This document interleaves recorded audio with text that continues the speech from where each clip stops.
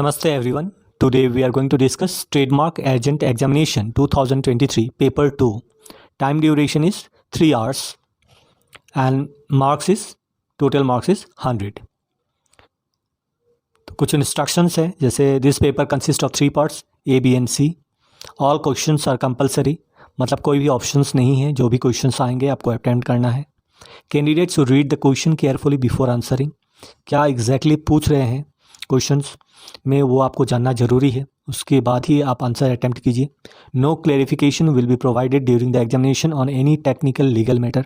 Fifth है, अगर कोई भी एक्ट या रूल्स के बारे में अगर लिखा गया है इन क्वेश्चंस, इसका मतलब है the trademark act 1999 and the trademark rules 2017.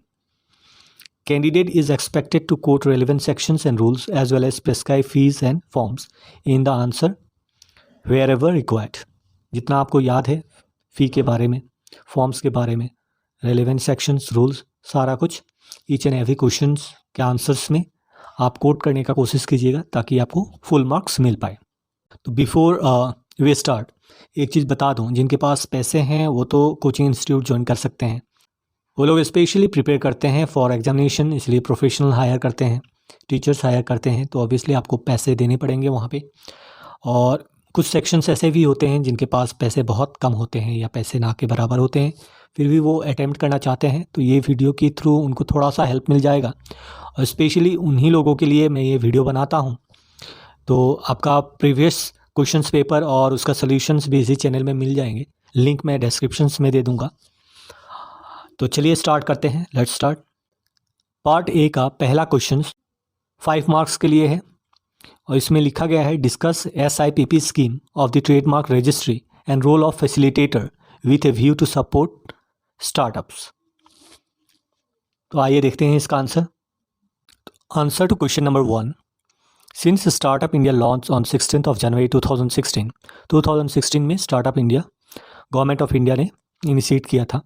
At the same time क्या हुआ था कि SIPP startup intellectual property protection was introduce with the objective of building a strong ecosystem for nurturing innovation and entrepreneurship in the country. Startup intellectual property protection was extended for a period of 3 years, मतलब 2016 में introduce किया गया था 1 साल के लिए, फिर 17 से लेके 2020 तक 3 ईयर्स के लिए इसको एक्सटेंड किया गया, फिर इसको अनदर 3 ईयर्स के लिए एक्सटेंड किया गया 2023 तक, और 2023 में अनदर 3 ईयर्स के लिए एक्सटेंड किया गया, मतलब ये 2026 तक होगा ये जो स्कीम है. तो इस स्कीम का विज़न क्या है, आप लोग पॉज करके पढ़ सकते हैं इसको. विज़न है to protect and promote intellectual property right of startups and thus encouraging innovation and creativity among them and to utilize the service of TISCS established in India. इसका ऑब्जेक्टिव है, पॉज करके पढ़ लीजिए. अब function and duties of facilitators क्या करेंगे इसके बारे में बताया गया है यहाँ पे, और आपको ये चीज़ें लिखनी पड़ेंगी आंसर शीट में. So these are the functions. Providing general advisory on different intellectual property rights. कोई भी स्टार्टअप है तो उनका इंटेलेक्चुअल प्रॉपर्टी होता है, जैसे कि ट्रेडमार्क, पेटेंट, डिज़ाइन, तो उनको आप कैसे एडवाइस करोगे, जो भी फैसिलिटेटर होंगे वो एडवाइस करेंगे. या इन केस अगर फाइल करते हैं तो कुछ फ़ी जैसे गवर्नमेंट ऑफ इंडिया उनको रीइम्बर्स कर देती है, वो सब है यहाँ पे. Providing information on production and promotion of IPRs in other country. Outside India business को एक्सपांड करना चाहते हैं, वहाँ पे IPR के लिए क्या प्रोविज़न है. Providing assistance in filing to disposal of the IP applications related to patent, trademark and design under the relevant acts at the national IP office under CGPDTM. और भी कुछ फंक्शंस हैं, पॉज करके पढ़ लीजिए.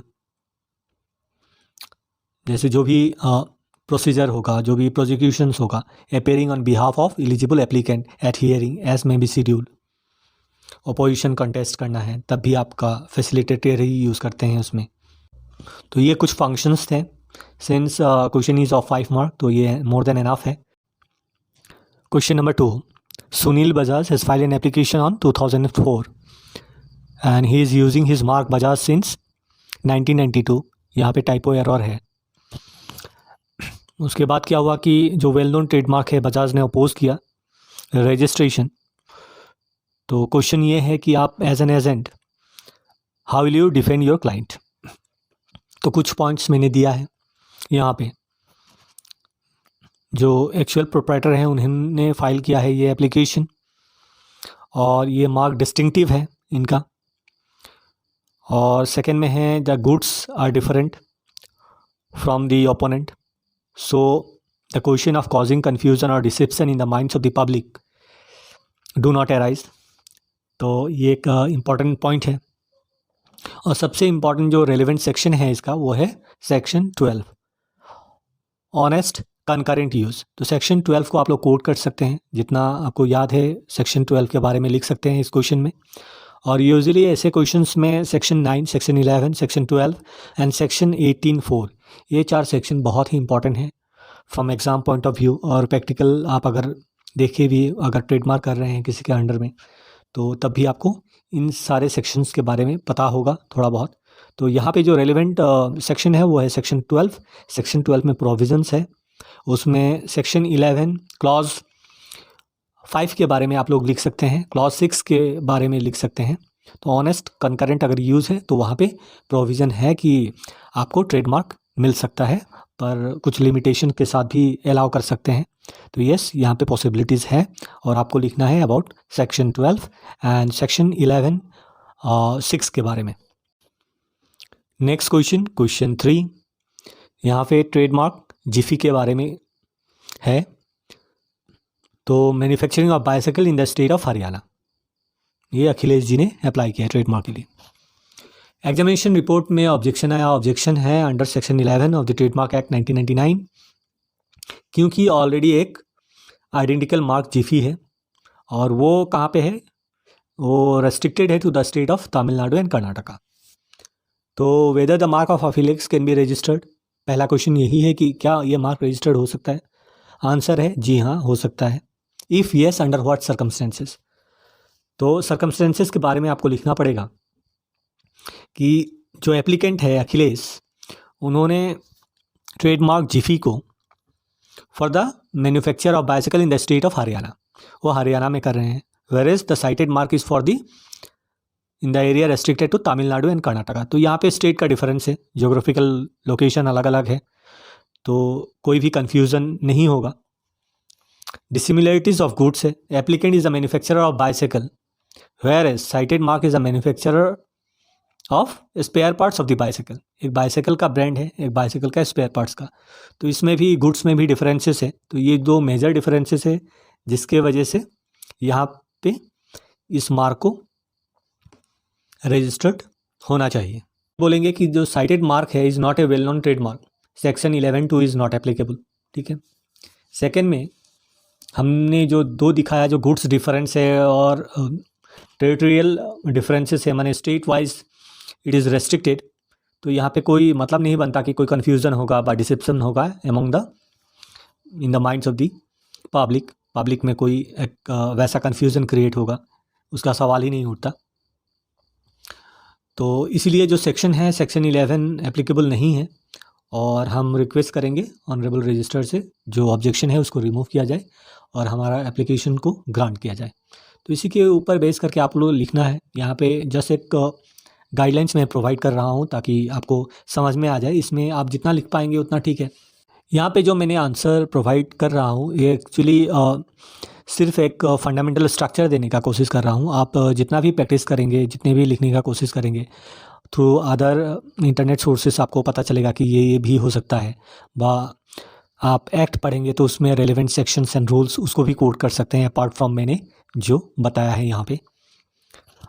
और आप लोग अगर इसको वीडियो को देख रहे हैं तो ज़रूर इसको लाइक कीजिए। और कोई भी एजुकेशनल अगर चैनल है, अगर आपको फ्री में कोई सिखा रहा है तो उनको ज़रूर सब्सक्राइब, लाइक, कमेंट ज़रूर कीजिएगा। मेरे चैनल को आप करें ना करें, पर ऐसे एजुकेशनल चैनल को ज़रूर प्रमोट कीजिएगा, क्योंकि सोशल मीडिया में कोई भी जो लोग यूज़ करते हैं वो भी नहीं चाहते हैं कि वो लाइक करे या कुछ करे, बस वो मतलब से ही अपना मतलब रखते हैं।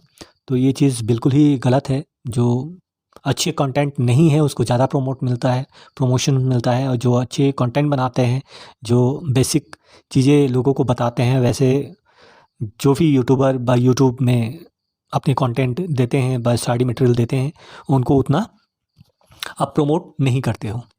तो ये चीज़ बिल्कुल ही गलत है। एजुकेशनल चैनल जो भी है, जो भी मेहनत कर रहे हैं, उनको ज़रूर आप लाइक सब्सक्राइब कीजिए। पार्ट ए का लास्ट क्वेश्चन है, क्वेश्चन नंबर 4।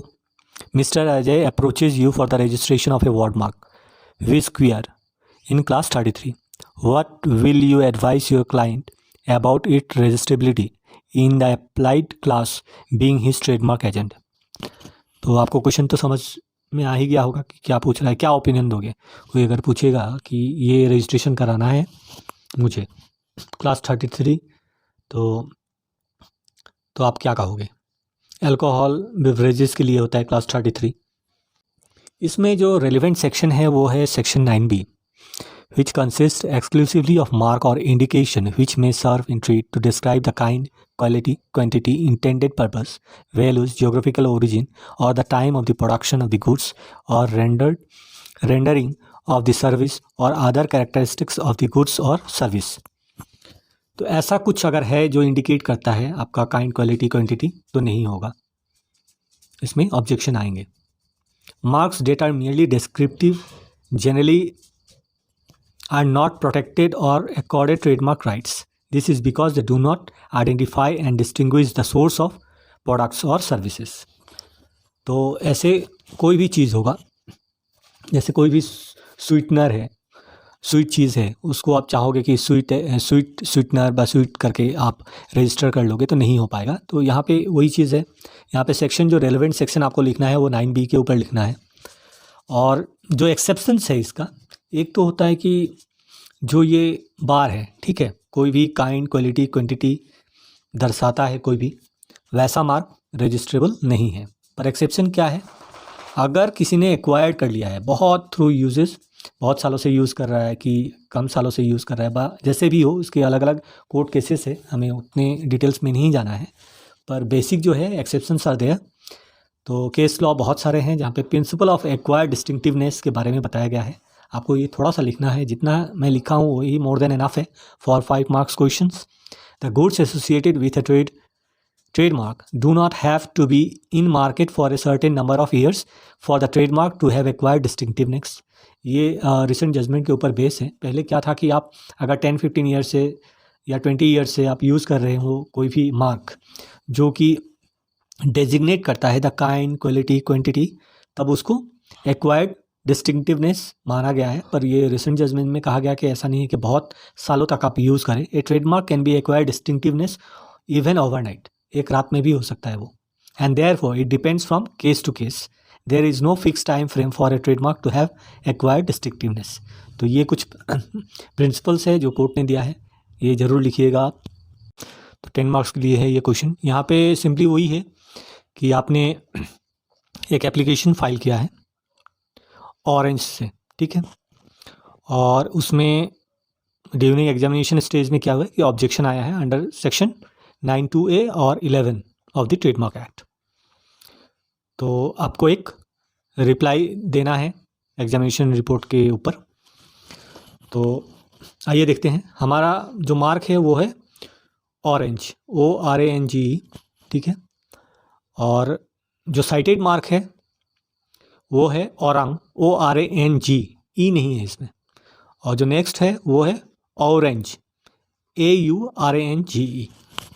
तो लिखने का कुछ फॉर्मेट होता है, जैसे हम किसी को एड्रेस करते हैं तो लिखना पड़ेगा to the register of trademark, office of the trademark registry, Bauddhik Sampada भवन। उसके बाद जो भी अगर आपको दिया गया है तो लिखिएगा, नहीं तो नहीं, दिल्ली होगा, कोलकाता होगा, अहमदाबाद या मुंबई या चेन्नई। तो डियर सर से शुरू करते हैं, उसके बाद लिखते हैं हम लोग द ट्रेडमार्क एप्लीकेशन जो भी हो has been examined and we have been issued with the examination report dated 16 जून 2023, ठीक है। ये क्यों लिखना ज़रूरी है, क्योंकि हमारे पास टाइम लिमिटेशन होता है। बियॉन्ड दैट टाइम आपका application is deemed to be abandoned, मतलब 1 महीना के अंदर आपने अगर रिप्लाई फाइल नहीं किया तो वो एप्लीकेशन क्या हो गया, वो रिजेक्ट हो गया, कैंसिल हो गया। तो इसीलिए with in the prescribe time हम आपको रिप्लाई दे रहे हैं, ये चीज़ बताना ज़रूरी होता है, फर्स्ट पॉइंट। तो इसलिए हम लोग ने फर्स्ट पैराग्राफ वहीं से शुरू किया है। Accordingly the reply to the objection in the examination report is made within the prescribed period of 1 month, ठीक है। अब नेक्स्ट में देखते हैं कि 9(2)(a) का ऑब्जेक्शन है, सेक्शन 11 का भी है। इन सपोर्ट ऑफ द ऑब्जेक्शन हम क्या दे रहे हैं, यहाँ पे अपना सबमिशन दे रहे हैं। पहला जो वर्ड मार्क है ऑरेंज हमारा, तो यहाँ पे आप देखोगे तो जो है सारे स्मॉल लेटर में है एक्चुअली। तो हमें ये चीज़ लिखना पड़ेगा कि हमारा जो मार्क है वो सारे स्मॉल लेटर में है और स्टाइलिश फॉन्ट में लिखा गया है, और जो साइटेड मार्क है वो कैपिटल में है और हमारे से अलग है, डिफरेंट है। सो पहला तो ये हो गया। तो therefore the comparing the applicant's mark on a whole, the mark is dissimilar to the cited mark and there is no chance of any confusion by the client between the marks. Second जो है orange, the mark is not relevant because ये देखने AU से शुरू हो रहा है, हमारा O से शुरू हो रहा है, तो ये relevant नहीं है when compared as a whole. So इसीलिए हमारा जो सबमिशन है वो यही है कि आप जो भी ऑब्जेक्शन आपने रेज किया है विड्रॉ कर लीजिए।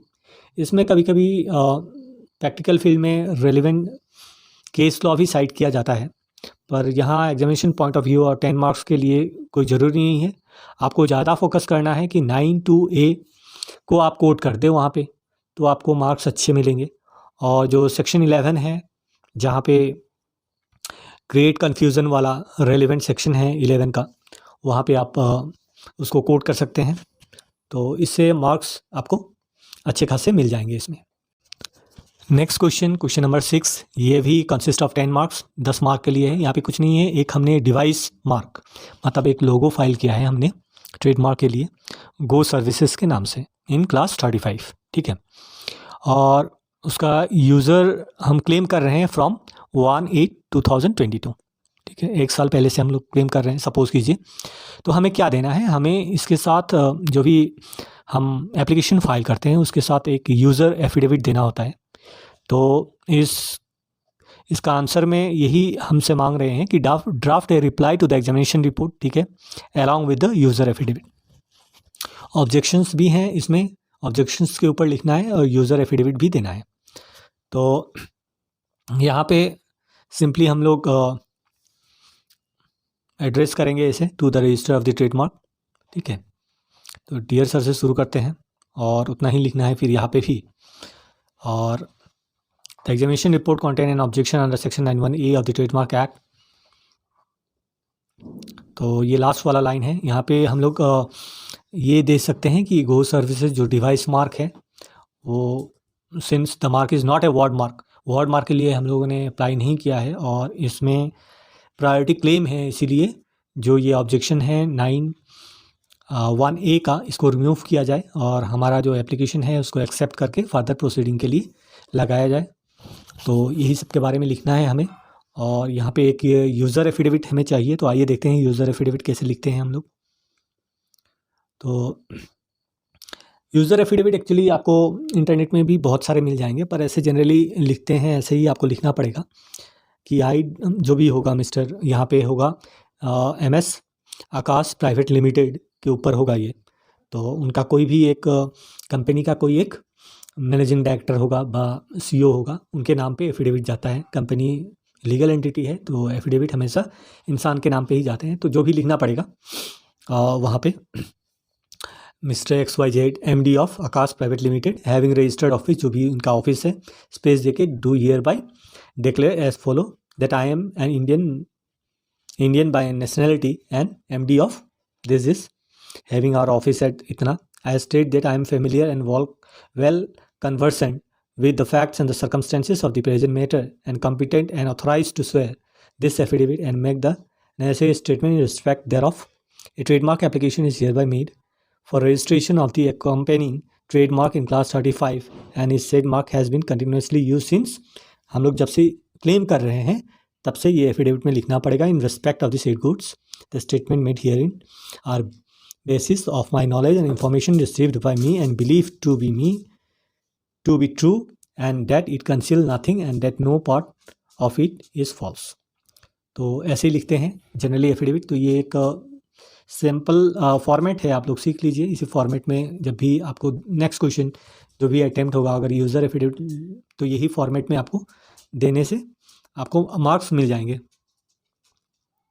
तो सॉन एट जो भी डेट होगा उस समय का डेट दे दीजिएगा उसके बाद नेम ऑफ द डेपोनेंट। तो नेम ऑफ द डेपोनेंट, जो डेपोनेंट वही होता है जो मिस्टर XYZ है, और प्रेजेंट जो क्वेश्चन है उसमें मिस्टर आकाश प्राइवेट लिमिटेड का जो भी MD और CEO होगा उनका यहाँ पे नाम होगा। Question number 7, MS Rakesh Private Limited, a company applied for the word mark Kaveri in class 29 for milk. During the examination stage, same is objected by the examiner under section 11 of the act and cited in its report word mark Kaveri, which is registered for paneer in class 29. Draft a reply to the examination report with appropriate case laws. तो इसका reply हम कैसे देंगे? तो पहले वही एक format होता है, उसी फॉर्मेट में लिखना होता है। To the register of the trademark, office of the trademark registry, dear sir करके शुरू करेंगे हम। उसके बाद लिखेंगे कि our application has been examined, और उसके बाद हम 1 मंथ की पीरियड के अंदर हम रिप्लाई फाइल कर रहे हैं। So it's within the time limitation. तो इसमें क्या है कि एक्चुअली हमारा जो मार्क है वो KAVERI है, और जो रिपोर्ट में आया है वो है KAWERI। तो दोनों वर्ड मार्क में सिमिलरिटीज़ नहीं है। और सेकंड जो क्लास ऑफ गुड्स है 29 में दोनों क्लास में है, पर जब गुड्स में देखेंगे हम तो जो हमारा मार्क है वो है फॉर मिल्क, एंड जो रजिस्टर्ड मार्क है वो है फॉर पनीर। तो यहाँ पे एक डिफरेंस है, तो हम वही चीज़ को लिखेंगे यहाँ पे। काइंडली पॉज करके पढ़ लीजिए, और हम यही कहेंगे कि there is no chance of any confusion by the people between the marks, और हमारा जो मार्क्स है वो डिस्टिंक्टिव है।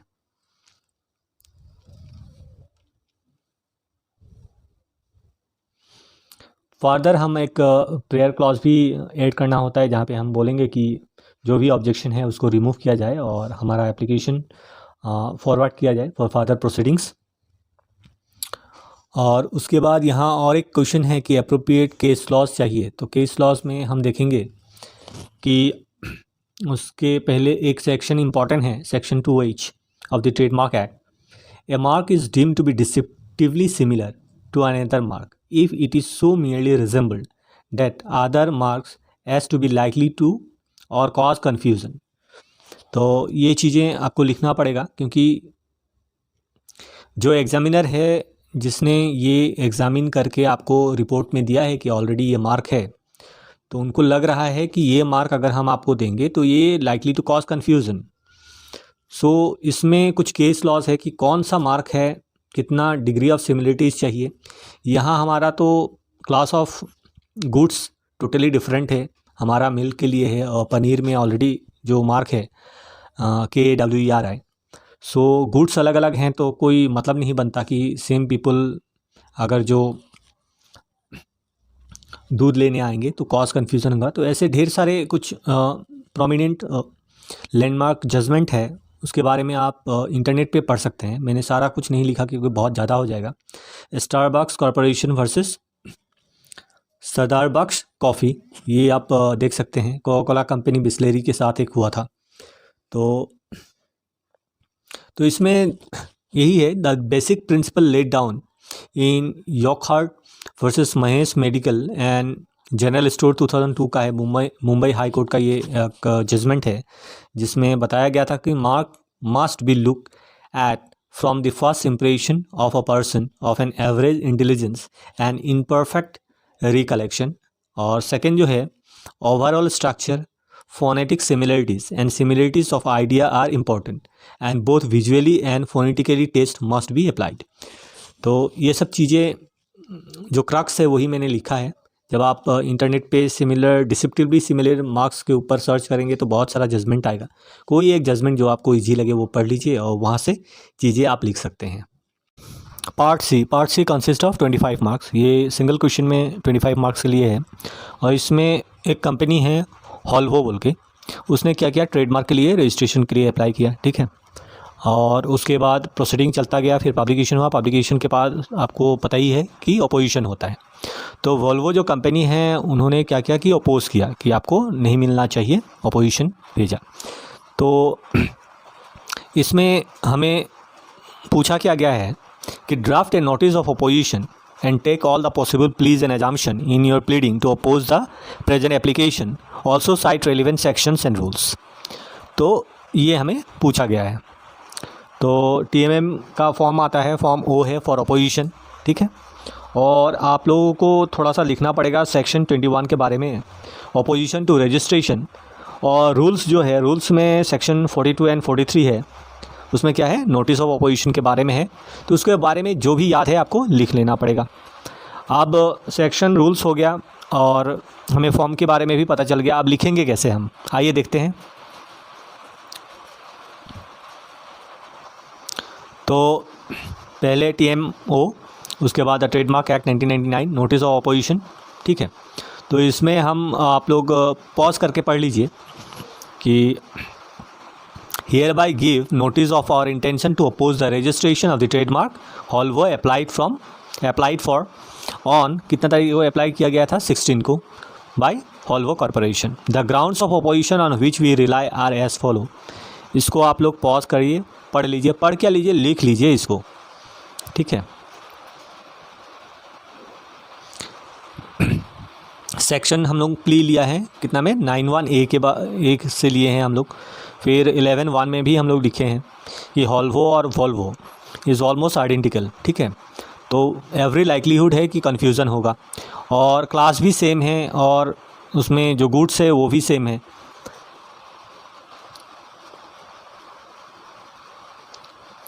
पॉइंट नंबर 3 देखिए, moreover there is no case for the applicant to invoke in favor of his impugnment for the exceptional provision of the honest concurrent use contained in the section 12 of the act, since my mark Volvo was adopted and used by us substantially prior to the applicant's application for registration of the impugned mark. तो ये कुछ statement हम provide कर रहे हैं जिसके basis पे हम ये भी कह रहे हैं कि सेक्शन 12 का वो एक्सेप्शनल प्रोविज़न का अपने फेवर में नहीं ले सकते।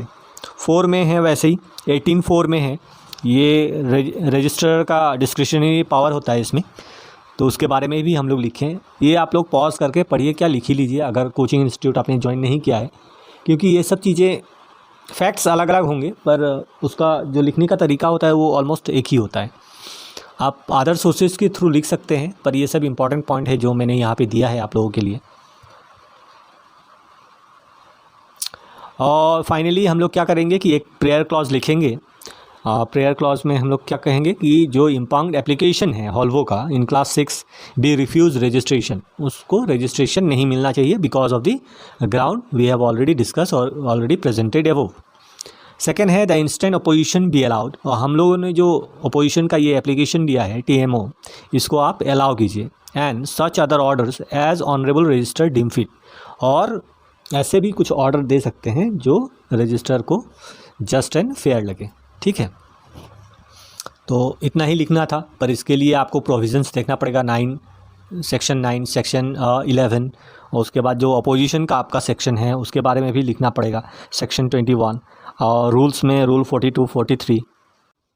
Next question number 9। Question number 9 भी 25 मार्क्स के लिए है। इसमें क्या हुआ कि एक कंपनी है, उस कंपनी ने एक ट्रेडमार्क एप्लीकेशन फाइल किया पोलर बियर के नाम से, और किस चीज़ के लिए, वो ice creams and other goods included in class 30। तो उसका जो after publication it was opposed by Polar, ठीक है। दूसरे एक कंपनी मोलर प्राइवेट लिमिटेड ने उसको अपोज किया और अपोजिशन हो गया। तो हमें क्या करना है, अभी हमें क्या बोल रहे हैं ये, तो based on the given facts draft A counter statement and take all the possible pleas and assumption in your pleading to rebut the argument of the opponent। तो opponent ने कुछ हमारे ऊपर प्लीज़ लिया है कि इनको नहीं मिलना चाहिए, तो हमें क्या करना है, काउंटर स्टेटमेंट, जिसको CS भी बोलते हैं, काउंटर स्टेटमेंट हमें फाइल करना है। मतलब नोटिस ऑफ अपोजिशन का जवाब देना है, जो जवाब देना होता है वही होता है काउंटर स्टेटमेंट। वो लिमिटेड पीरियड ऑफ टाइम होता है, 2 महीने के अंदर देना होता है। तो ये सब कुछ प्रोविजंस आपको काउंटर स्टेटमेंट के बारे में पता चल जाएगा। जैसे नोटिस ऑफ अपोजिशन पढ़ेंगे उसके बाद ही काउंटर स्टेटमेंट का आता है, तो पढ़ के रिलेवेंट सेक्शंस और रूल लिख दीजिएगा कि within 2 months we have to file, this is the limitation. और उसके बाद हमें स्टार्ट करना है। इसमें भी जो फॉर्म है वो ऐसे ही मैंने सिंपल में बनाया, पर आप लोग क्वेश्चन पेपर डाउनलोड करके वहीं से क्वेश्चन पेपर से ही पढ़ लीजिए, और यहाँ भी पढ़ना चाहते हैं तो पॉज करके पढ़ सकते हैं, ठीक है। तो हमारा फॉर्म हो गया ये, the trademark act. Counter statement by statement of case ऐसे लिखते हैं। तो हम जो एप्लीकेंट हैं उनके बिहाफ पे हम लोग अभी काउंटर स्टेटमेंट देंगे। तो लिखेंगे we Pollack India private limited having address at, जो भी एड्रेस है, एड्रेस नहीं है तो ब्लैंक दीजिएगा, क्योंकि ये एक बेसिक फॉर्मेट है, ऐसे ही लिखा जाता है, the applicant in respect of the trademark. उसके बाद हम क्या लिखे हैं, ये पोलर बियर डिवाइस जो भी है for ice creams and other goods included in class 30 hereby give notice that the following are the grounds on which we rely for defence of our application, ठीक है। पहली बात तो ये हम बोल रहे हैं कि we do not admit the allegation in the notice of opposition other than those statements which are specifically admitted by us here the hearing, ठीक है। सेकंड में कह रहे हैं या applicant mark Polar Bear device is distinctive, हम कह रहे हैं कि ये अलग है बिल्कुल, and is completely capable of distinguishing the applicant's goods from those of any others और manufacturer, therefore we deny the content of opponents paragraph, ठीक है। थर्ड में हम सबमिट क्या कर रहे हैं, जो पोलर बियर डिवाइस है is distinctive in all respect since our mark is phonetic visually and structurally different, therefore the opponents cognate allied goods ground of allegation does not subsist, therefore the content of the paragraph are denied as wrongful। Fourth में हम बोल रहे हैं, fourth point में, since the channels of trade and target customers are altogether different, the question of causing confusion or deception in the minds of the public and the member of the trade does not arise। The mark polar bear device sought to be registered has acquired distinctiveness in respect of our goods, ठीक है, क्योंकि prior use है इसमें, ठीक है, हम evidence भी दे चुके हैं, तो ये ऑलरेडी लोगों के सामने एक पॉपुलर ब्रांड बन चुका है। फिफ्थ में हम ये बोल रहे हैं कि we submit that the prayer made by the opponent in paragraph is unjustified, the opponent's prayer that the registration of the applicant mark should be refuse under section 9, 11 and 18 of the act is unjustified and wrong, bearing in mind what we have able to establish, there are no such grounds available to the honorable registrar to act against our mark or to invoke any of the section mentioned above, therefore the opposition should be set aside and our mark polar bear device should be registered in accordance with the provision of the trademark law in India। So इसके अलावा भी कुछ points आप निकाल सकते हैं इसमें से, जैसे गुड्स अलग है, उसके बाद दोनों को कंपेयर भी कर सकते हैं। ये पोलर बियर देखिए कैसे है, एक बियर है, गोल सर्कल है, पोलर बियर लिखा है, द आइसक्रीम जोन, ठीक है, अलॉन्ग विद दिस, और इनका जो है वो पोलर है, तो दोनों को जैसे कंपेयर करेंगे तो कितना अलग है, तो वो सब चीज़ें भी मायने रखती है और आप लिख सकते हैं। इसके अलावा भी कुछ पॉइंट्स होंगे तो आप लिख सकते हैं इसमें। और फाइनली ये एक सैम्पल फॉर्मेट है, ऐसा नहीं कि हर इसमें यही एप्लीकेबल होगा, पर ज़्यादातर लोग सिमिलर फॉर्मेट में ही लिखते हैं। और उसके बाद एक हम प्रेयर भी करेंगे कि the opposition shall be rejected by dismiss our application Polar Bear जो भी डिवाइस है बी प्रोसीडेड विथ रजिस्ट्रेशन, और कुछ भी ऑर्डर जो ऑनरेबल रजिस्टर को अच्छा लगे इन जस्ट एंड फेयर, और उसके बाद अपना नाम। आप लोग ऑनलाइन क्वेश्चन पेपर डाउनलोड कर लीजिए, डाउनलोड करके क्वेश्चन पेपर को ही 1-2 बार पढ़ लीजिए, तब पता चलेगा एग्जैक्टली पूछ क्या रहे हैं। और मेरा कोई कोचिंग इंस्टीट्यूट है नहीं, जो भी मटेरियल मैं बनाता हूँ अवेलेबल है IP बातें करके इस चैनल पे। प्लेलिस्ट ज़रूर चेक कीजिएगा, प्लेलिस्ट में ट्रेडमार्क के लिए पिछले साल का भी क्वेश्चन पेपर मैंने बनाया था, तो वो आपको मिल जाएंगे, पेपर 1 और ये पेपर 2 रहा और पिछले 1 साल का है, तो एनफ मटेरियल मिल जाएगा आप लोगों को। अपार्ट फ्रॉम दैट और भी कुछ वीडियोस हैं जो कि रिलेटेड है, तो वो भी देख सकते हैं आप लोग, ट्रेडमार्क रिलेटेड ही वीडियो है, तो प्लेलिस्ट ज़रूर चेक कीजिएगा इस चैनल का। और पेटेंट एग्ज़ाम के लिए तो सारे अवेलेबल है, इनफैक्ट ये ऐसा एक चैनल है जहाँ पे patent exam paper 1 and paper 2 जब से शुरू हुआ है पेटेंट एग्जामिनेशन इंडिया में, तब से सारा क्वेश्चंस हैं विथ सॉल्यूशन, मतलब सॉल्व किया है मैंने। वीडियो क्वालिटी बहुत अच्छा नहीं है, फिर भी आप देख के समझ सकते हैं, फ्री का कंटेंट है तो बस आप लोग यूज़ कर सकते हैं। और एक्चुअली बहुत सारे कोचिंग इंस्टीट्यूट भी दिक्कत करते हैं कि आप लोग फ्री में, जैसे फ्री जो भी देने का कोशिश करते हैं, जो भी यूट्यूबर हैं वैसे बा यूट्यूब पे आके फ्री कंटेंट देते हैं उनको स्ट्राइक मार के उड़ा देते हैं, क्योंकि वो फ्री का कंटेंट उनको हजम नहीं होता, क्योंकि उनका बिजनेस हैम्पर होता है। तो जो भी स्टूडेंट होंगे जिनको ज्वाइन करना होगा वो तो ऑलरेडी ज्वाइन कर चुके होंगे, क्योंकि एग्ज़ाम है ऑन जनवरी, ठीक है, टेंटेटिव डेट है। और जो नहीं ज्वाइन कर पाए होंगे ऑब्वियसली पैसे की वजह से नहीं, तो उनके लिए ही मैं वीडियो बनाता हूँ ताकि थोड़ा सपोर्ट मिल जाए और वो खुद भी पढ़ लें। द ट्रेडमार्क एक्ट बहुत ज़रूरी है, आप लोग पढ़ते रहिए जब भी मौका मिले। रूल्स पहले पढ़िए और उसके बाद एक्ट में आइएगा, क्योंकि रूल्स कंपैरेटिवली ईजी होता है पढ़ने के लिए। और बाकी एक जनरल फॉर्मेट तो मैं दे चुका हूँ इस वीडियो में, तो होप ये वीडियो आप लोगों को हेल्प करेगा to become an trademark agent in India. धन्यवाद मेरे साथ बने रहने के लिए।